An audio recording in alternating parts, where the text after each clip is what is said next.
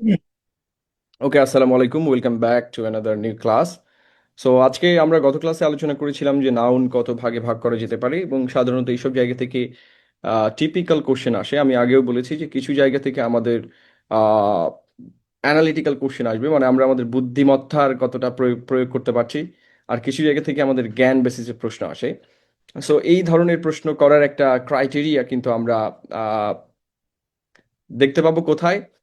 এই ধরনের একটা ক্রাইটেরিয়া আমরা দেখতে পাবো আমাদের যে সৃজনশীল প্রশ্ন ছিল সেখানে কিন্তু চারটা ধাপে প্রশ্ন করা হয়। প্রথম প্রশ্নের নাম কি? জ্ঞানমূলক, তাই না? দ্বিতীয় প্রশ্ন হচ্ছে অনুধাবনমূলক। তৃতীয় প্রশ্নটা কি হয়? তৃতীয় প্রশ্নটা কি? প্রয়োগ। আর 4 নম্বর প্রশ্নটা কি? দক্ষতা। হ্যাঁ, উচ্চতর দক্ষতা। এখন মনে রাখতে হবে এইটা যে শুধুমাত্র সৃজনশীল প্রশ্নের ক্ষেত্রে এমন, সৃজনশীল প্রশ্ন মনে হয় বাংলাদেশে প্রথম নামকরণ করা হয়েছে, বাট পৃথিবীর সব প্রশ্নই আসলে সৃজনশীল প্রশ্ন। এখন এমসিকিউ স্তরেও কিন্তু 4 ধরনের প্রশ্ন করা হবে প্রত্যেকটা পরীক্ষাতে। আপনাকে এটা বলে দেওয়া হয় যে আপনি কোন লেভেলে অবস্থান করছেন, ঠিক আছে? অর্থাৎ প্রত্যেক পরীক্ষাতে আমরা চাই যে আহ, কিছু স্টুডেন্ট যদি আমার 50টা প্রশ্ন পড়ে, তো টিচাররা চাইবে যে প্রত্যেকটা স্টুডেন্ট যেন 9টা প্রশ্ন পারে। কয়টা? মিনিমাম 9টা প্রশ্ন যেন স্টুডেন্ট আনসার করতে পারে। না হলেও ফেড আপ হয়ে তো পরীক্ষা দেওয়াই ছেড়ে দেবে। তো পরীক্ষা দেওয়া ছেড়ে দিলে তো আবার আমাদের লস, তাই না? কারণ আমাদের exam সেন্টারগুলো ah,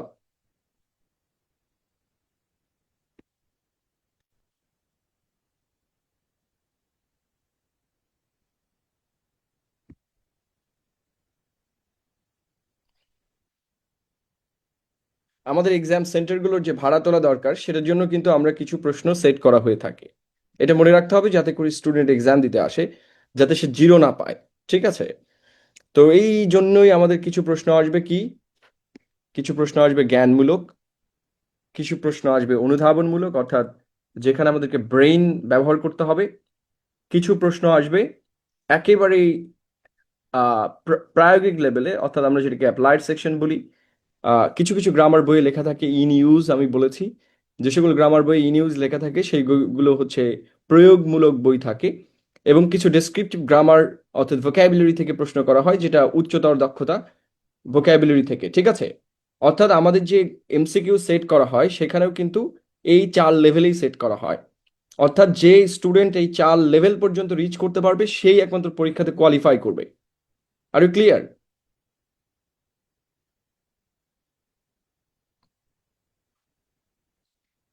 R you clear?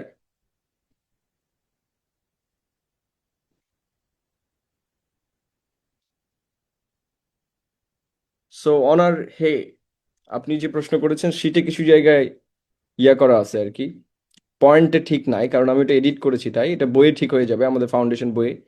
So আপনারা আপাতত এই শীটটাই পড়েন, অসুবিধা নাই, ফাইনাল যেটা আসবে এটা বই থাকবে। তো বলেছি যে 4 লেভেলেই কোশ্চেন করা হবে। এখন ইটস আপ টু ইউ যে আপনি কোন লেভেলে অবস্থান করছেন। অর্থাৎ তাহলে 3 লেভেল পর্যন্ত আমরা কোশ্চেনটা করি কিসের জন্য? যাতে আমাদের স্টুডেন্টগুলো ইউনিভার্সিটিতে ভর্তি হয় বা কোনো একটা সার্টেন পরীক্ষাতে অ্যাটেন্ড করে। কিন্তু আমরা কিন্তু সবাইকে পাশ করাবো না, আমরা পাশ করাবো কাকে? আমরা চতুর্থ স্তর পর্যন্ত যেতে পারে এমন জায়গায় পাশ করবে। ফলে গ্রামারের 4টা স্তর থেকেই প্রশ্ন করা হয়, ঠিক আছে? কিছু আনসার আপনি সবাই পারবে এবং সবাই ওটা নিয়েই কথা বলবে, কিন্তু কিছু আনসার আছে যেটা সবার জন্য করা হবে না প্রশ্ন। অর্থাৎ প্রশ্নে 30% কোশ্চেন থাকবে যেটা সবাই অ্যাটেন্ড করতে পারবে, সো দ্যাট ও হোপলেস না হয়ে এক্সাম দেওয়া ছেড়ে দেয়। আর ক্লিয়ার? কারণ এক্সামের টাকাটা তো তুলতে হবে। আপনি জানেনই এক্সামের জন্য প্রচুর টাকা খরচা হয়। তো সেই খরচা তো পরীক্ষার্থীদের কাছ থেকে নেওয়া হয়। তো সেই জায়গা থেকে কিছু প্রশ্ন আসে যেটা একদম নলেজ বেসড, একেবারে বেসিক ব্যাপার।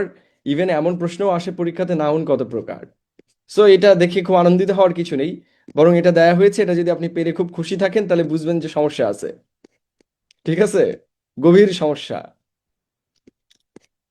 তো আমি বলেছিলাম যে আমাদের নাউন এবং নাম্বার মূলত জানা লাগে দুইটা বিশেষ কারণে। কারণ আমরা ইংরেজিতে ফাদার হিসেবে যাকে দেখি, পার্ট অফ স্পিচে, সেটা হচ্ছে নাউন। এবং এই নাউনের উপর ডিপেন্ড করবে এই নাউনের আগে আমরা কি ধরনের ডিটারমিনার ব্যবহার করব এবং কি ধরনের, নাউনের পরে কি ধরনের ভার্ব ব্যবহার করব। ফলে আমরা যতটা না নাম্বারের ক্ষেত্রে, পরীক্ষাতে তো নাম্বার থেকে একটা প্রশ্ন আসবেই, সেটা স্বাভাবিক।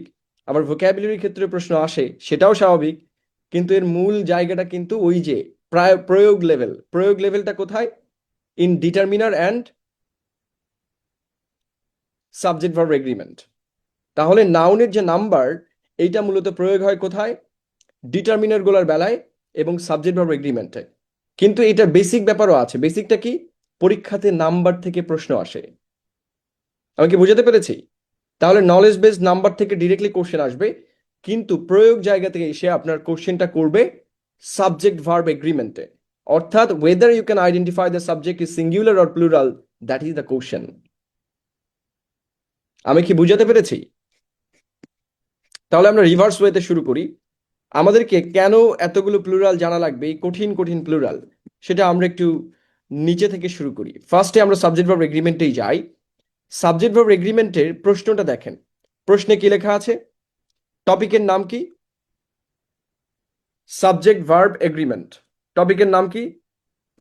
দেখেন দুইটা জিনিস এখানে আছে। এক, সাবজেক্ট। এটা কিন্তু ভালো করে বুঝবেন, প্রত্যেকটা পরীক্ষাতে এখান থেকে একটা করে কোশ্চেন পড়বে। Every exams you attend, every exams you attend. Sumaiya Yasmin, আপনি কি গত ক্লাসে ছিলেন? সাবজেক্ট থেকে, সাবজেক্ট ভার্ব এগ্রিমেন্ট থেকে প্রত্যেক এক্সামে একটা করে প্রশ্ন অবশ্যই আসবে, সুতরাং এটা পালানোর কোনো ওয়ে নাই কিন্তু। ওকে, সো সাবজেক্ট ভার্ব। তাহলে আমাদের দ্বিতীয় টপিকটা কি আছে? ভার্ব। 3 নম্বরটা কি আছে? এগ্রিমেন্ট। তাহলে এখানে আমাদেরকে মূল প্রশ্নে একটু খেয়াল করতে হবে যে সাবজেক্ট ভার্ব এগ্রিমেন্ট এইটা আমরা কিভাবে সলভ করব। The first question is finding out the subject. আমাকে খুঁজে বের করতে হবে finding out the real subject. বুঝবেন, প্রশ্নটা ভালো করে বুঝবেন। আমি একদম সহজ করে দিচ্ছি যে আপনাকে সাবজেক্ট খুঁজে বের করতে হবে, real subject, and finding out the verb of the subject. Which subject for which verb, একই জিনিস।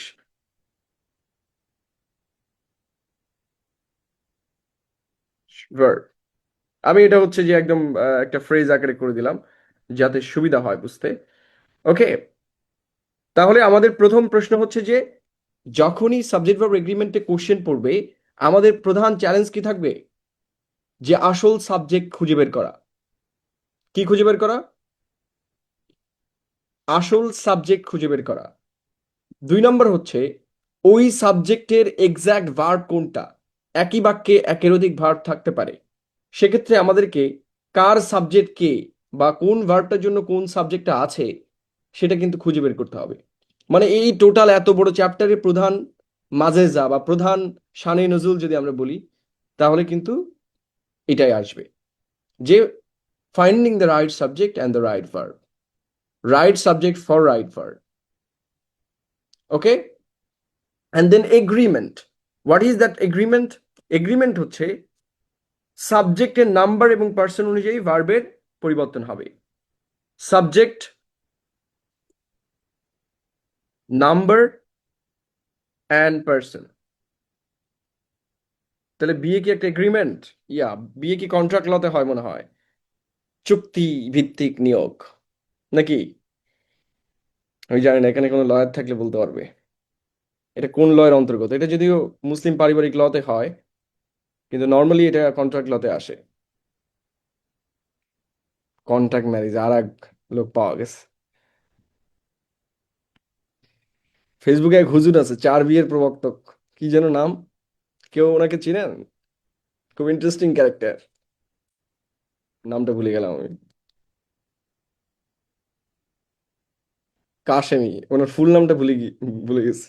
খুবই, হ্যাঁ হ্যাঁ, আপনাদের যদি কারোর ক্লাস করার সময় না থাকে, তাহলে আপনার মামুনুর রশিদ কাশেমের সাথে যোগাযোগ করুন, বাকি ব্যবস্থা করা হবে আপনাদের। ঠিক আছে, তাহলে আপনাদের আমি ক্লাসের সংখ্যা বাড়াই দিব যদি মামুনুর রশিদ কাশেমের সাথে যোগাযোগ করতে পারেন। ওকে, তাহলে finding out the real subject and finding out the real verb. Okay, তাহলে আমাদের প্রধান চ্যালেঞ্জ কি হবে? যে আসল সাবজেক্ট খুঁজে বের করা এবং আসল ভার্ব খুঁজে বের করা। সাপোজ আমরা যদি একটা বাক্য দেখি, one of my friends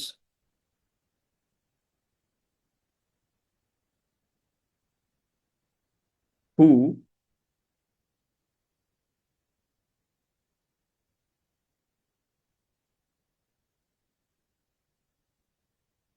graduated, আচ্ছা গ্রাজুয়েট রিসেন্টলি,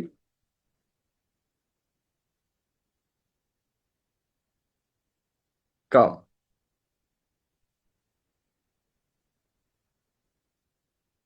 দেখেন, so one of my friends who graduate recently dash come. এখানে এবার আমরা একটা মাইন্ড কিভাবে পড়বো? Look at this. এখন আমাদের এখানে ভার্ব আছে কয়টা? আমরা একদম ঠান্ডা মাথায় ভাববো, কিন্তু এখানে কোনো মাথা গরম করা যাবে না, আমার মতো আর কি চেতে যাওয়া যাবে না। মানে রিল্যাক্স, রিল্যাক্সে আপনাকে প্রধান জিনিসটা ভাবতে হবে যে এখানে দুইটা প্রশ্ন আমার সামনে হাজির হচ্ছে। কয়টা প্রশ্ন? দুইটা। সেই দুইটা প্রশ্ন কি? কার সাবজেক্ট কে, কোন ভার্বের সাবজেক্ট কে, এইটা খুঁজে বের করা, রাইট? কারণ আমরা ভার্ব তো পাওয়া গেছি গা। এখন আমাদের প্রধান চ্যালেঞ্জ কি? এই নামটা কেন করা হয়েছে, মানে সাবজেক্ট ভার্ব এগ্রিমেন্ট, সেটাই আমি বলছি। তাহলে আমাকে কাম ভার্বের সাবজেক্ট খুঁজে বের করতে হবে অ্যান্ড গ্রাজুয়েট ভার্বের সাবজেক্ট খুঁজে বের করতে হবে, রাইট? M I right? কথা ঠিক কিনা? সো আমরা দেখি কথা ঠিক কিনা। তাহলে আমাদের গ্রাজুয়েট ভার্বটার যদি আমরা সাবজেক্ট হিসেব করি, তাহলে এখানে subject K? Who.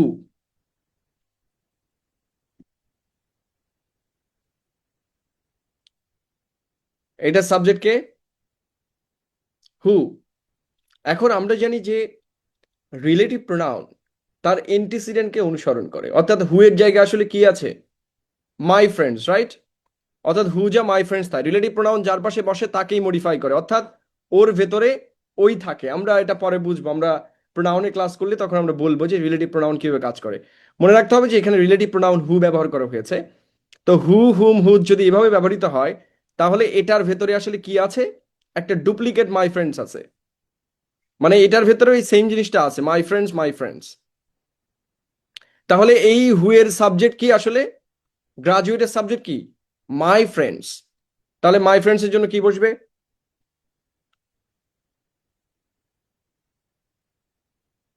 Have.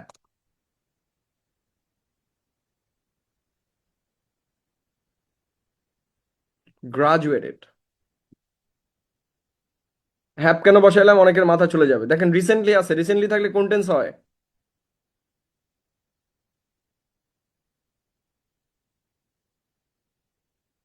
Present perfect. Even হ্যাঁ, এইটা দেখেন এখানে গ্রামারলি পর্যন্ত এটাকে ভুল হিসেবে সাব্যস্ত করছে, মানে ওর মাথার উপর দিয়েও যায় মাঝে মধ্যে। ঠিক আছে, so one of my friends, দেখেন ইয়া প্রেজেন্ট পারফেক্ট টেন্স হবে যেহেতু এখানে রিসেন্টলি আছে। সো আমরা হ্যাভ ব্যবহার করেছি। নাও কাম ভার্বের জন্য সাবজেক্ট কোনটা? এটা আমরা কি করে বের করব? ইজি ব্যাপার। নো, আমরা ইজি ব্যাপার বের করব। আমরা কি করে বের করব?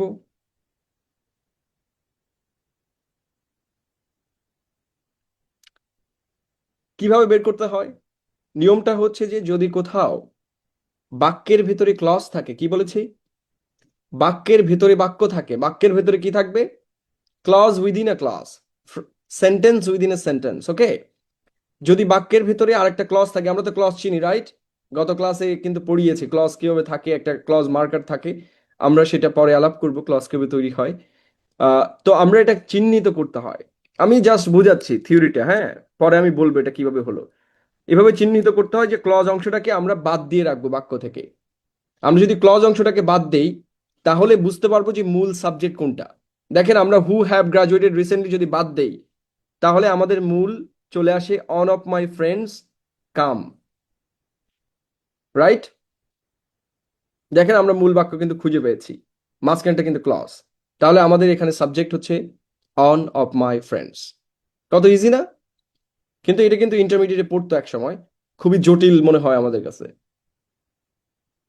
দেন অন অফ মাই ফ্রেন্ডস একটা ফ্রেজ, এবং একটা ফ্রেজের আমরা এর আগে ফ্রেজ কাকে বলে পড়েছি, রাইট? এখানে একটা যদি আমরা ইট ব্যবহার করতাম বা হি ব্যবহার করতাম তাহলে কিন্তু হতো, রাইট? একটা বাক্য হতো, হি কাম অর হি কেম, যে কোনো কিছু একটা হতো।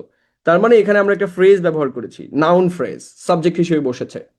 এখন একটা ফ্রেজের ভিতরে কোন শব্দটা অনুসারে আসলে ভার্বটা হয়, কে বলতে পারবেন?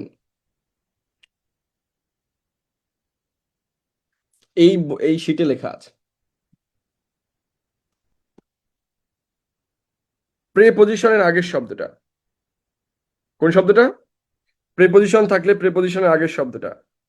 অর্থাৎ যদি অনেকগুলো প্রেপজিশন থাকে, প্রথম প্রেপজিশনের আগের শব্দটাই হবে হেডওয়ার্ড।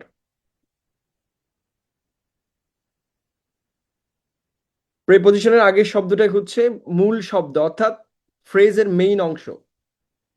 হ্যাঁ, এটা আমি কথার কথা বলছি বোঝানোর জন্য। তাহলে ওয়ান অনুসারে আমার ভার্বটা হবে, এখানে প্রেপজিশন আছে না অফ, তাহলে অফের আগে প্রধান শব্দ কোনটা?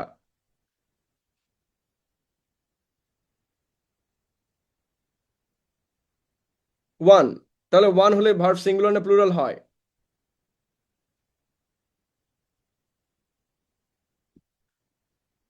Has come.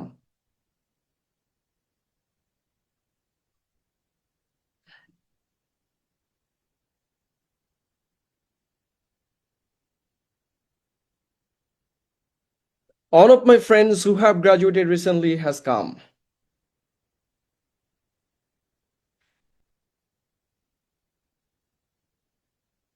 আমি কি বুঝাতে পেরেছি?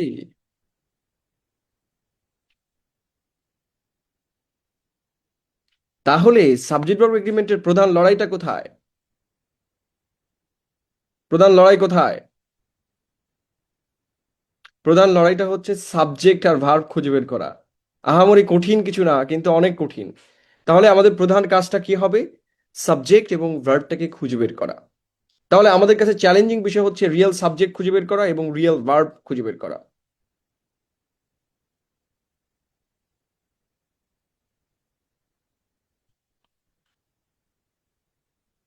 ওকে?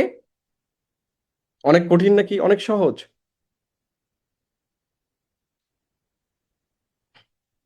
দেখেন, তাহলে আমাদের মূল নিয়মটা কি? যে সাবজেক্টকে খুঁজে বের করতে হবে, ভার্বকে খুঁজে বের করতে হবে। কি খুঁজে বের করতে হবে? Finding out the real subject and finding out the real verb. কেউ রিপিট করেন আমার সাথে, আমি বলেছি দুইটা কথা মাত্র।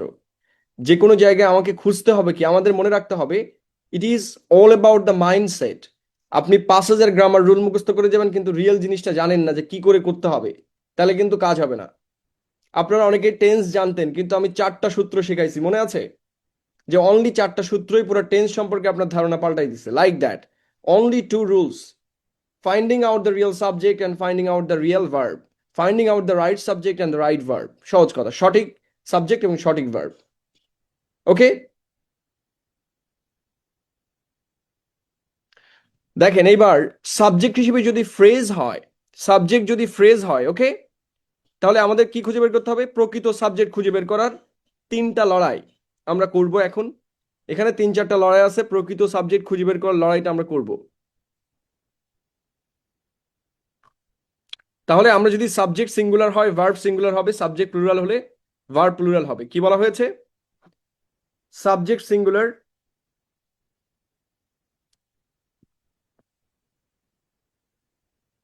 সাবজেক্ট সিঙ্গুলার তো ভার্ব সিঙ্গুলার,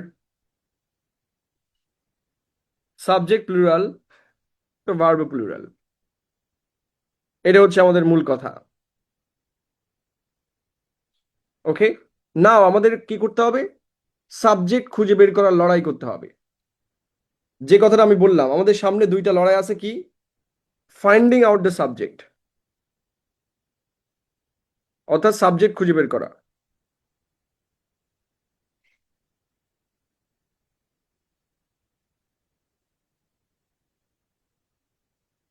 তাহলে ফাইট ওয়ান।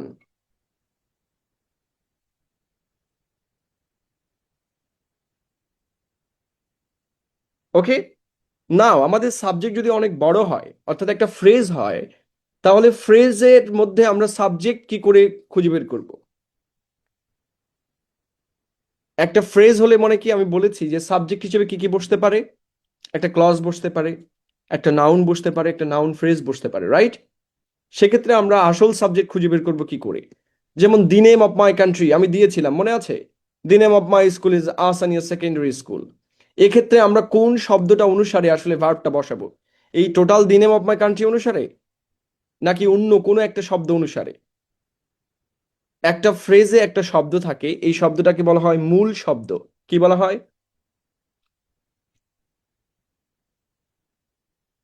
এটাকে কি বলা হবে? মূল শব্দ বলা হয়, অর্থাৎ যেটাকে অনুসরণ করে বাকি ফ্রেজটা তৈরি করা হয়েছে। দেখেন, একটু খেয়াল করেন, আমরা বলেছিলাম যে একের অধিক শব্দ যদি ব্যবহৃত হয়, তাহলে সেটা কিসে রূপান্তরিত হয়? ফ্রেজে রূপান্তরিত হয়, তাই না? আমরা যদি একটু হিসাব করি, দি নেম অফ মাই কান্ট্রি একটা ফ্রেজ না? মনে আছে, নাউন ফ্রেজ। এখন আমরা যদি আবার একটু হিসাব করি, অফ মাই কান্ট্রি, বলেন তো অফ মাই কান্ট্রি কাকে মডিফাই করছে?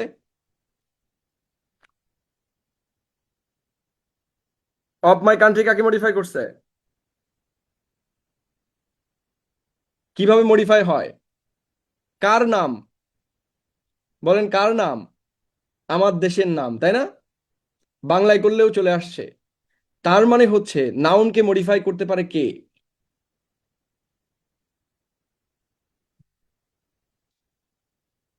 Adjective, right? আমরা জানি নাউনকে মডিফাই করতে পারে ইংরেজিতে একমাত্র কে?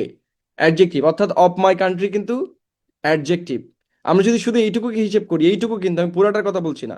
Of my country adjective. আবার দেখেন দি, দি কি? দি কিন্তু ডিটারমিনার, রাইট? ডিটারমিনার কার আগে বসে?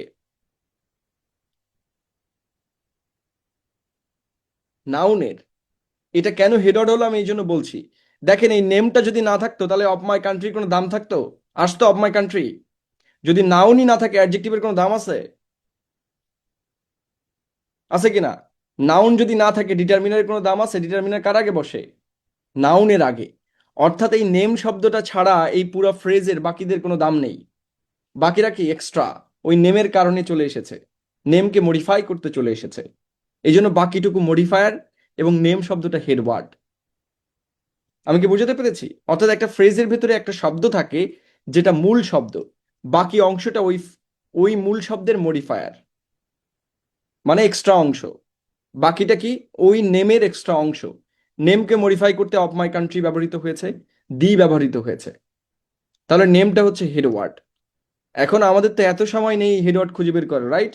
যে কে কারে মডিফাই করছে এটা খুঁজে বের করার। তাহলে হিসাবটা কি? যদি প্রেপোজিশন থাকে, প্রথম প্রেপোজিশনের আগের নাউনটা হবে কি? হেডওয়ার্ড। প্রথম যে প্রেপোজিশন থাকবে, প্রথম প্রেপোজিশনের আগের নাউনটি হবে হেডওয়ার্ড। তাহলে এত জটিল করে আমাদের কোনো লাভ আছে? একদম ইজি। দেখেন, দি নেম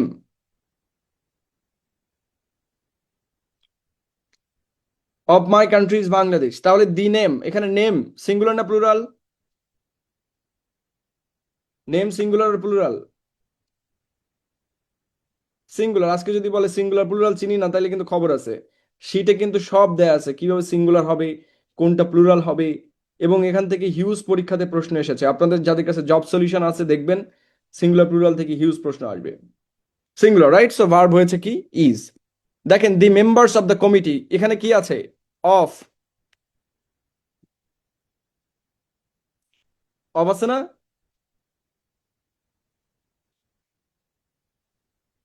তাহলে কি হবে? Members headward. তাহলে ভার্ব কি হবে? প্লুরাল। মেম্বার তো নাই, right? Members. The quality of the mangoes. দেখেন, এখানে ম্যাঙ্গোজ দেখে অনেকে লাভ দিবে, এই যে দেখেন ম্যাঙ্গোজ আছে, সবাই দৌড় মারবে, রাইট? ওরে বাবা, ম্যাঙ্গোজ যেহেতু ভার্ব তো প্লুরাল হবেই। কিন্তু যদি ফ্রেজ থাকে সাবজেক্ট হিসেবে, নাউন ফ্রেজ, তাহলে আমাদের কি করতে হবে?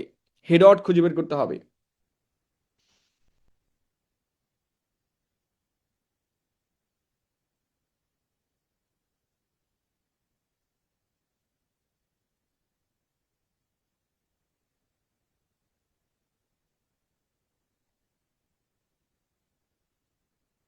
আমি বলেছি of my country, not my country. My country তো নাউনই, কান্ট্রি নাউন, তার আগে মডিফায়ার মাই, তার আগে প্রেপোজিশন অফ বসেছে।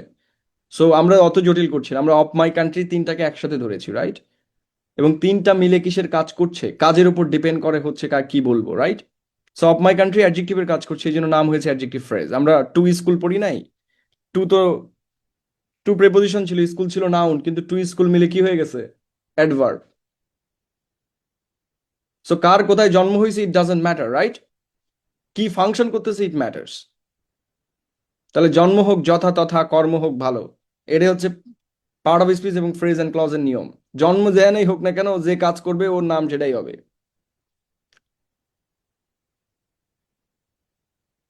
কথা ক্লিয়ার না ভেজাল আছে? সো এই ম্যাঙ্গোজ দেখে আমরা ভয় পাবো না। দেখেন, দি কোয়ালিটি অফ দ্য ম্যাঙ্গোজ, এটা আমরা কি পেয়েছি? একটা ফ্রেশ পেয়েছি। ওকে, এত জটিল করা যাবে না, সময় চলে যাচ্ছে।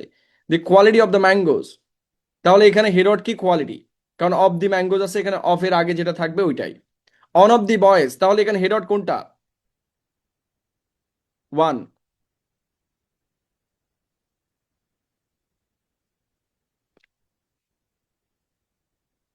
এটাকে বলে এরর অফ প্রক্সিমিটি। কি বলে?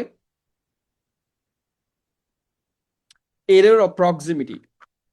দেখেন, আমরা ভার্বের ক্ষেত্রে যে বড় ভুল করে থাকি, সেই দুইটা ভুল আমাদের হয়ে থাকে, এবং সাবজেক্ট ভার্ব এগ্রিমেন্ট বলতে এই দুইটা রুলকে ইংরেজিতে সবচেয়ে বেশি বোঝানো হয়ে থাকে। কোন দুটাকে? দুইটা রুল আছে, একটা হচ্ছে error of proximity and follow the proximity. কি বলেছি? প্রক্সিমিটি। সাপোজ এখানে কেউ ঢাকায় পড়ালেখা করেন, বা ঢাকা ভার্সিটির আশেপাশে কেউ পড়ালেখা করেন, এমন কেউ আছেন? বা পাবলিকে পড়েন?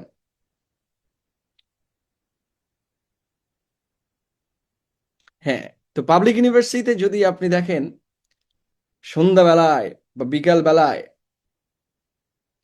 নর্থদানে পড়ে কে? সর্বনাশ। হ্যাঁ, পাবলিক ইউনিভার্সিটিতে ধরেন একটা ছেলে, একটা সুন্দর ছেলে, একটা মেয়ে এখন একটা গাছতলায় বসে আছে, ঠিক আছে? এখন সবাই কি কি ভাববে বলেন? ইউনিভার্সিটিতে ধরেন আমি একটা সুন্দর মেয়ে নিয়ে বসে আছি, সাপোজ আমি আমার ইউনিভার্সিটিতে, সবাই কি ভাববে? আর যেটা ভাবে সেটাই বলেন।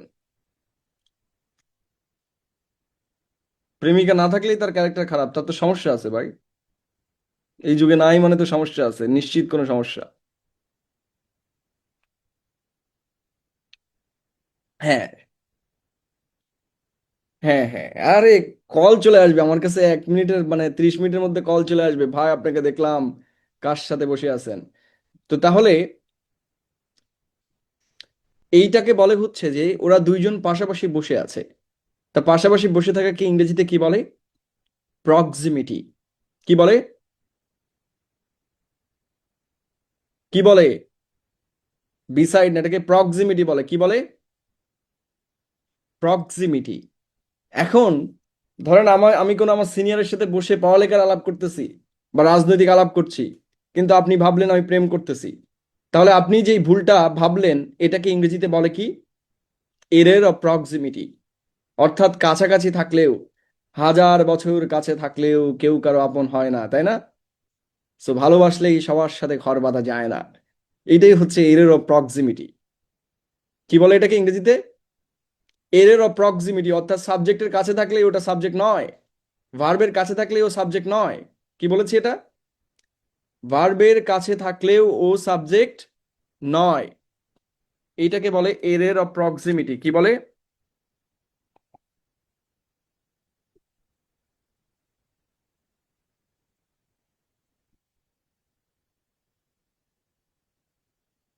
এই নিয়ম লিখে দিলাম।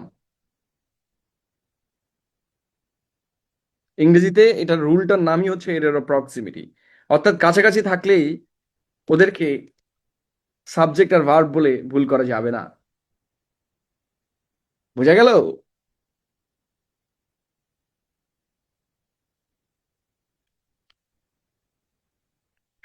এখন আপনি যদি একটু হিসেব করেন, হি as well as his parents is spending the vacation abroad. এখন এইটা ভার্ব না? একটু দেখেন, এটা ভার্ব না ইজ? আমরা তো ভার্ব বসাই দিছি ডিরেক্ট বুঝানোর সুবিধার্থে, বিসিএস এ পড়ছে। এটা ভার্ব না? এখন এর কাছে সাবজেক্ট কোনটা? As well as his parents, plural, right? এটা প্লুরাল না হিজ প্যারেন্টস, তাহলে আর হওয়া উচিত ছিল না? কিন্তু না, এটা এরর অফ প্রক্সিমিটি, অর্থাৎ ইজ এর subject as well as his parents হইতে পারবে না। এখন আপনি বলেন কেন পারবে না? আমার কোনো দোষ নেই। ওই যে বললাম, হাজার বছর সবার কি পাশে থাকলেও কেউ কেউ আপন হয় না। এখন এটার জন্য আমি কি করতে পারি? কি করতে পারি? কারা আপন হবে না এটা আমরা জানতে পারি। সেটা হচ্ছে যে with, as well as, along with, together with, accompanied by, including, in addition to, no less than, and not. And not বলে যদি এরকম কিছু থাকে, অ্যান্ড নট কিন্তু, হ্যাঁ, যেমন শামিম অ্যান্ড নট রহিম, ওকে, এরকম এরা যদি থাকে, তাহলে এদের পরের অংশ কখনোই সাবজেক্ট হবে না। এটাকে বাদ দিতে হবে, এটাকে প্যারেনথিসিস বলে।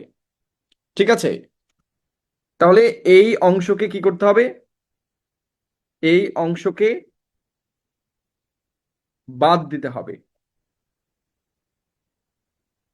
ব্র্যাকেট দিলেই হিসাব শেষ। তাহলে দেখেন, the house with all it's content, আমরা এটাকে ব্র্যাকেট দিয়ে দিব। এটা কখনোই সাবজেক্ট হওয়ার যোগ্যতা রাখবে না, যদিও কিন্তু এটা ভার্বের কাছে না, এটা ভার্বের কাছে কিন্তু, রাইট, একদম নিয়ারেস্ট, ভার্বের আগেই আছে। তো আপনার দেখে মনে হবে এটাই সাবজেক্ট, কিন্তু না বাবু, এটা সাবজেক্ট হতে পারবে না, কারণ ওর সাথে কি আছে? শুরুতে আছে উইথ। তাহলে এই অংশটাকে আমরা ব্র্যাকেট দিয়ে দিব। তাহলে সাবজেক্ট কে? The house. The house was ensure. Then Nadia as well as her classmates. তাহলে আমরা কি করব? এই অংশটাকে কি করব? ব্র্যাকেট বন্দি করে দিলাম। তাহলে আমরা রিয়েল সাবজেক্ট পেয়েছি নাদিয়াকে। আমাকে বুঝাতে পেরেছি?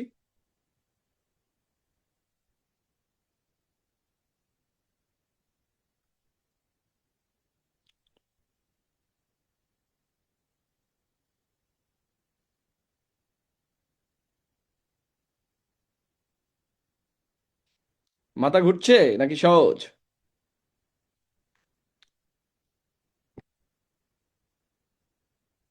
একেবারেই সহজ।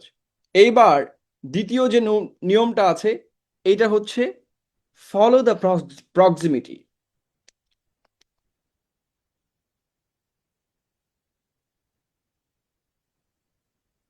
হ্যাঁ, মাথা ঘুরবে, রিটেন করছে, কারণ সবই মাথার উপর দিয়ে যাবে। কতটুকু বাদ দিব কি করে বুঝবো? আমি তো বলে দিয়েছি। এই যে ফ্রেজটা with, as well as, along with, together with, accompanied by, এটা যেখানে শেষ হবে, তাহলে উইথ ফ্রেজটা শেষ হয়েছে কোথায়? উইথ অল ইটস কন্টেন্ট, এই পর্যন্ত শেষ হয়েছে। তাহলে আমরা এই পর্যন্ত ব্র্যাকেট দিব, রাইট? আমি জাস্ট বোঝানোর সুবিধার্থে বলেছি ব্র্যাকেট দিতে, কিন্তু একটা সময় আর ব্র্যাকেট দেয়া লাগবে না, চোখ দিয়ে দেখলেই বোঝা যাবে যে এইখানে বাদ। ঠিক আছে? তাহলে আমাদের দ্বিতীয় নিয়মটা হচ্ছে যে, কিন্তু কাপলটা তো পাশাপাশিই থাকে, তাই না? তাহলে পাশাপাশি থাকলেই সবাই কাপল না, কিন্তু সব কাপলই আবার পাশাপাশি থাকে। তাহলে কিছু লোক কাছাকাছি থাকলে তো আবার আপন হয়ে যেতে পারে, তাই না? তাহলে রুল অফ প্রক্সিমিটি, অর্থাৎ কিছু ভার্ব আছে, কিছু নিয়ম আছে যেখানে যে ভার্বের কাছে যে সাবজেক্টটা থাকবে ওইটাই কি হবে? আসল সাবজেক্ট হবে। এটাকে কি বলে? প্রক্সিমিটি রুল বা রুল অফ প্রক্সিমিটি। নামটা অনেক ইজি না? মজা না?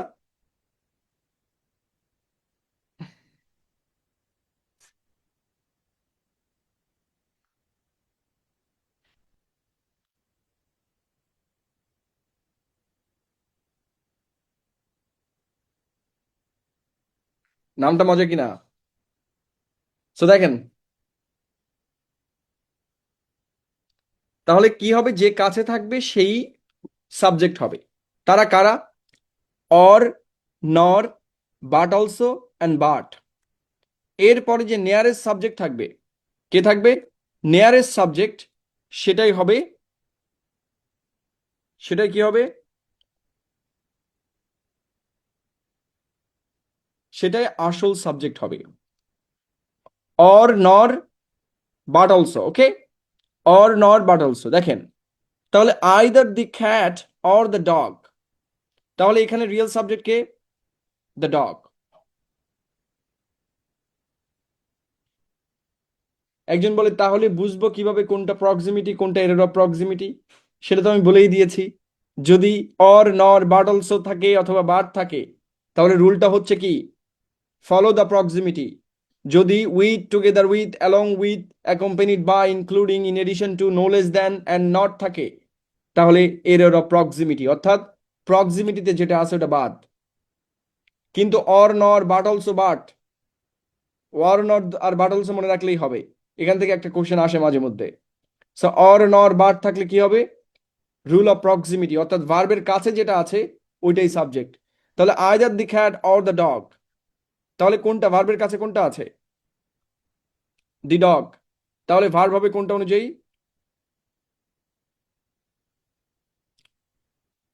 কোনটা অনুযায়ী? দি ডগ অনুযায়ী। Look at this, neither of the manager not the employees, তাহলে কি হবে?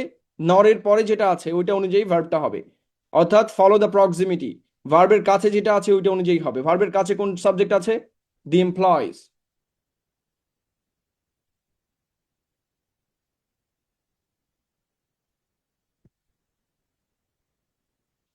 ইন্টারেস্টিং না? নাইদার দ্য টিচার্স, দেখেন এই পাশে প্লুরাল আছে কিন্তু অনেকে টিচার দেখে একেবারে ভার্বটা ওয়ারে মেরে দিয়ে আসবে, দেন ও কট, ও শেষ। সো দেখেন, নর আছে না, তাহলে নরের পরে কি আছে? আসল সাবজেক্ট, দ্য প্রিন্সিপাল। তাহলে প্রিন্সিপাল সিঙ্গুলার না প্লুরাল?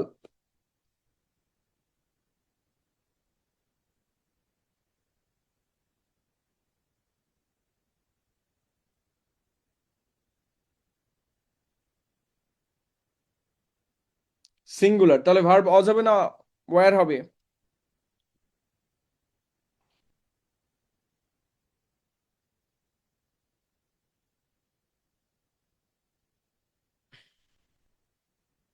দেখেন, either he or I dash I am mistaken, look at this, তাহলে ভার্ব হয়েছে কোনটা অনুযায়ী? আই অনুযায়ী, অর্থাৎ অ্যাম এর আগে আছে আই, যেখানে যেহেতু অর আছে তাহলে অরের পরেরটা অনুযায়ী হবে, নরের পরেরটা অনুযায়ী হবে। Not only the students but also the teacher, দেখেন এখানে আছে স্টুডেন্টস, রাইট, আর এখানে আছে কি? The teacher. তাহলে কোনটা অনুযায়ী হবে? The students or the teacher. অর্থাৎ আমাদের চ্যালেঞ্জ কি? চ্যালেঞ্জ কিন্তু মাত্র একটাই। কি চ্যালেঞ্জ? যে আসল সাবজেক্ট খুঁজে বের করা। এই যে আমি এত সময় গেজাচ্ছি, এই গেজানোর একটাই উদ্দেশ্য, দেখেন আসল সাবজেক্ট কিভাবে খুঁজতে হবে, এটাই আমাদের লড়াই। শুধু খুঁজতে হবে যে এর মধ্যে আসল সাবজেক্ট কোনটা, আদার কিছু নাই। এই জন্য ইহার নাম হয়েছে সাবজেক্ট ভার্ব এগ্রিমেন্ট।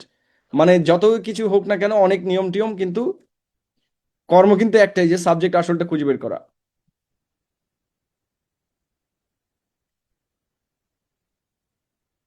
দেন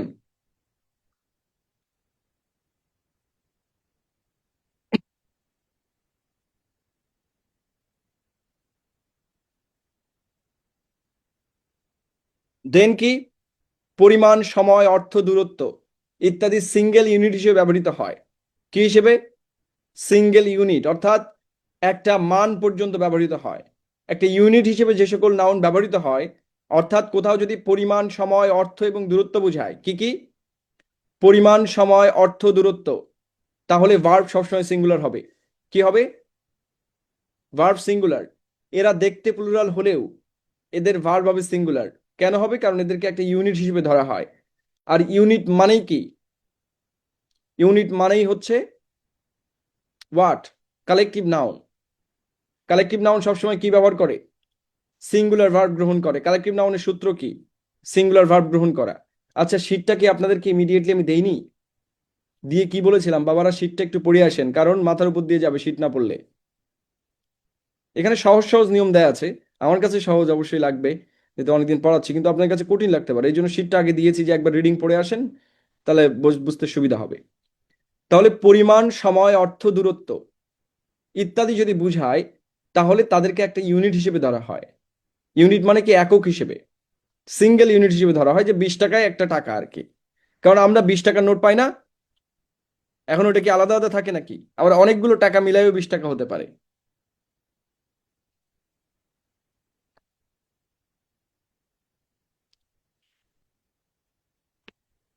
সো এরকম যদি বুঝাই যে পরিমাণ, সময়, অর্থ, দূরত্ব, এই চারটা মনে রাখতে হবে। পরিমাণ, সময়, অর্থ, দূরত্ব, এরা প্লুরাল হলেও ভার্ব হবে singular. 2 hours is enough time. Look at the 2 hours. 15 minutes is allowed. 50,000 rupees. এখানে রুপি না দিয়ে আমরা টাকা দিয়ে দিই। মনে রাখবেন যে টাকাকে টাকাস করা হয় না, কিন্তু টাকাস লিখলেও অসুবিধা হয় না। টাকা যেহেতু একটা একক, এই জন্য একটা ইউনিট হিসেবে ধরা হয়, এই জন্য রুপিজ হলেও টাকাস লেখা যায়, কিন্তু সাধারণত বাংলাতে টাকাস ব্যবহার করা হয় না, তো টাকাই ব্যবহার করা হয়। সেই হিসেবে আপনার টাকাই ব্যবহার করবেন, ঠিক আছে?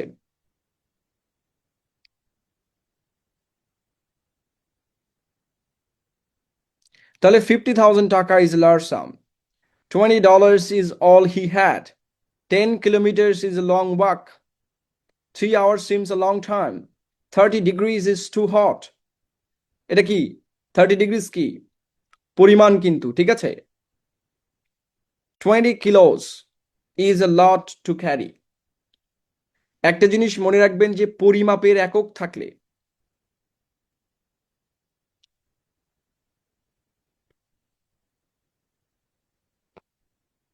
কি থাকলে? পরিমাপের একক উল্লেখ থাকলে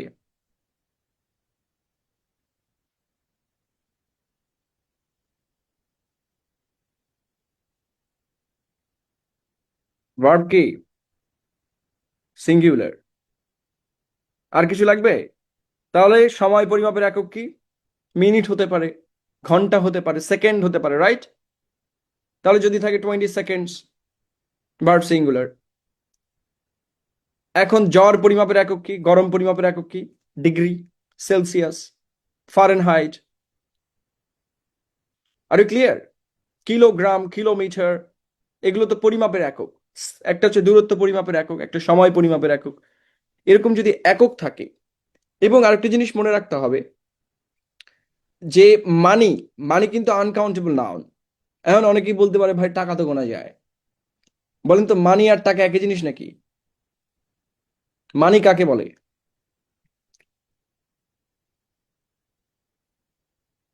এখানে ইকোনমিক্স এর অনেকে আছে, হোয়াট ইজ মানি?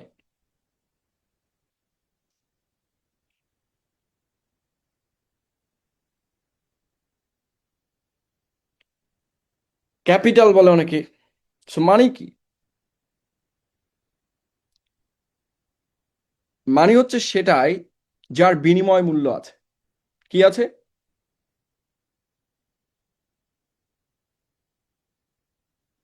মানি হচ্ছে সেটাই যার বিনিময় মূল্য আছে। তার মানে আপনার, ধরেন আপনি একজন লেকচারার, সো আপনি সময়, সময় দিয়ে লেকচার দেন না, তাহলে আপনার কাছে মানি কোনটা? Your time is money. Are clear? So আপনার ধরেন স্কিল আছে, তাহলে আপনার এটাকে কি বলি আমরা?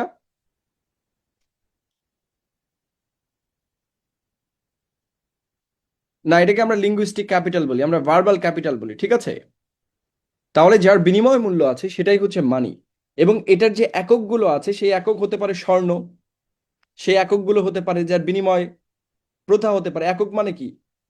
এটার এক্সচেঞ্জ ভ্যালু কি? ধরেন আমি আপনাকে সময় দিচ্ছি, আপনি বিনিময়ে আমাকে কি দিবেন? যদি আমাকে চাল দেন, তাহলে চাল এখন কি? চাল is the medium of exchange. মানে কি? ইয়াস, চাল ইজ দ্য মানি। ঠিক আছে? তাহলে মানি কিন্তু একটা আনকাউন্টেবল নাউন, যেটা আনডিফাইন্ড। সো আপনার টাইম মানি হতে পারে। ধরেন আপনি একজনকে কিছু কাজ করে দিলেন, বিনিময়ে সে আপনাকে আরেকটা কাজ করে দিল। সো আপনার দুইজনের টাইম হয়ে গেল টাকা। অর্থাৎ টাকা হচ্ছে একটা মিডিয়াম, টাকা হচ্ছে ওয়ান অফ দ্য মিডিয়ামস, ওকে? স্বর্ণ হতে পারে, টাকা হতে পারে, ডলার হতে পারে। সো ওইটার বিনিময়ে আপনি যা দিচ্ছেন ওটাই হচ্ছে মানি। সো মানির একটা পরিমাপক হচ্ছে টাকা। আর ইউ ক্লিয়ার? সো টাকা হচ্ছে is a kind of money. সহজ কথা, অনেকগুলো মানির একটা মানি আর কি। ঠিক আছে? এবং টাকার ভেতরে কি কিছু থাকে, এটা জ্ঞান দিলাম আর কি। এখন আপনাদের টাকা তো আপনারা দেখছেন, আপনাদের পকেটে কারো টাকা আছে? আমার কাছে নাই তো, থাকলে আমি দেখাইতাম।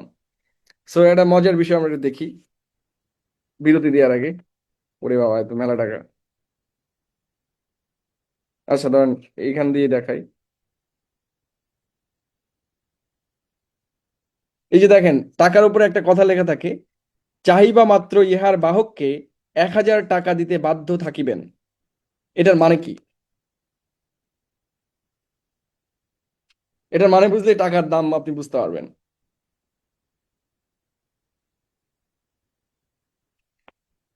ইহার মানে কি বলেন? এখানে অনেক ইকোনমিক্সের লোকজন আছে, আমার একটু বুঝান।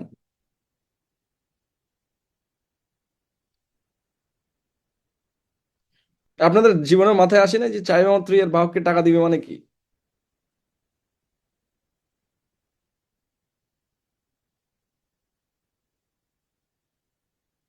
এর মানেটা কি বলেন? আপনার কোনোদিন মাথায় আসেনি যে এটা লেখা থাকে কেন?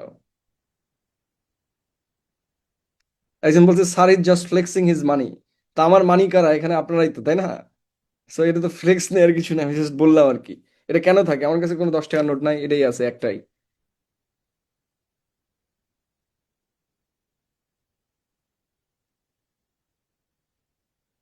কারণ হচ্ছে যে এই টাকাতে আসলে কিছু নাই। এটা কি নাই?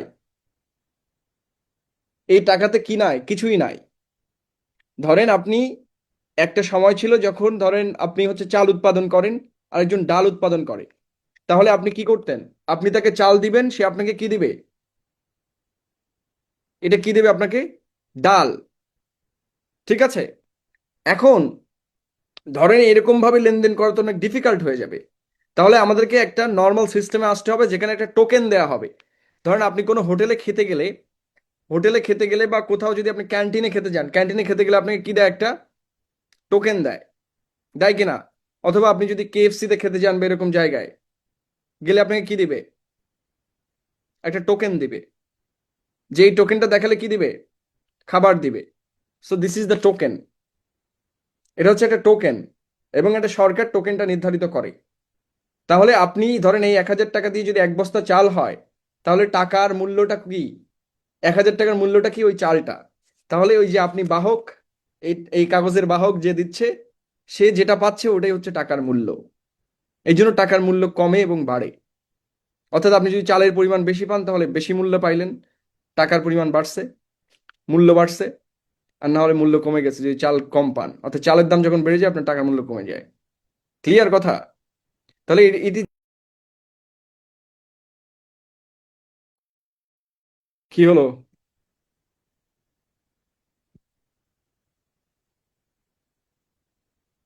বিদ্যুৎ গেল কিনা?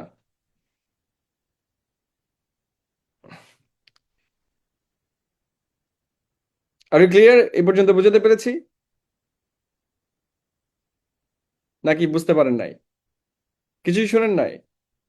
ওকে। আমি বললাম যে টাকার ভেতরে আসলে কি থাকে না? কিছুই থাকে না। টাকাটা হচ্ছে একটা টোকেন। ওকে। টাকাটা কি? It is just a token. টোকেনটা কি? যে ধরেন আপনি এই টাকাটা দিয়ে আপনি 1 বস্তা চাল কিনতে পারবেন, বা একটা বই কিনতে পারবেন। কি কিনতে পারবেন? বই। যে বই আমি প্রকাশ করেছি। সো আমরা যে বই বের করতেছি ওই বই আপনি কিনতে পারবেন। আমরা একটা ভোকাবুলারি বই বের করতেছি, প্র্যাকটিক্যাল 3টা। সো ওটা ধরেন আপনি কিনতে পারবেন। তাহলে এইটা হচ্ছে টাকার ভ্যালু। অথবা এই টাকা দিয়ে আপনি একটা চালের বস্তা কিনে আনলেন। আগে 1,000 টাকা দিলে 1 বস্তা চাল পাওয়া যেত। কি পাওয়া যেত? চাল। এখন তাহলে এই টাকার মূল্যটা কি? ওই 1 বস্তা চাল। অর্থাৎ এই টাকার ভেতরে কি আছে? কিছুই নাই। It's just a token issued by the government, seal by the government. এবং এটা দিলে আপনাকে 1 বস্তা চাল দিবে। তাহলে টাকার বাহককে, এই যে ইহার বাহককে 1,000 টাকা দিতে বাধ্য থাকিবে। টাকাটা কি আসলে? টাকাটা কি? ওই চালটা যেটা আপনি কিনছেন। তাহলে ধরেন আপনি 1,000 টাকা দিয়ে আগে 1 বস্তা 40 কেজি চাল কিনতে পারতেন। এখন আপনি 1,000 টাকা দিয়ে 20 কেজি চাল কিনতে পারেন। তার মানে টাকার মূল্য কমেছে না বেড়েছে? অর্থাৎ আপনার এই টোকেনের মূল্য কমেছে না বেড়েছে? মূল্য কমেছে। আর ক্লিয়ার? ডিক্রিজ হয়েছে, অর্থাৎ আপনার টোকেনটার মূল্য কমে গেছে, টোকেন দিয়ে আপনি আর কিছু কিনতে পারছেন না, টাকার মূল্য কমছে। তাহলে টাকাটা is just a paper, sheet of paper, okay, nothing else. কিন্তু এটা দিয়ে যেটা কিনতে পারবেন ওইটাই আসল টাকা, এটাতে কিছু নাই কিন্তু।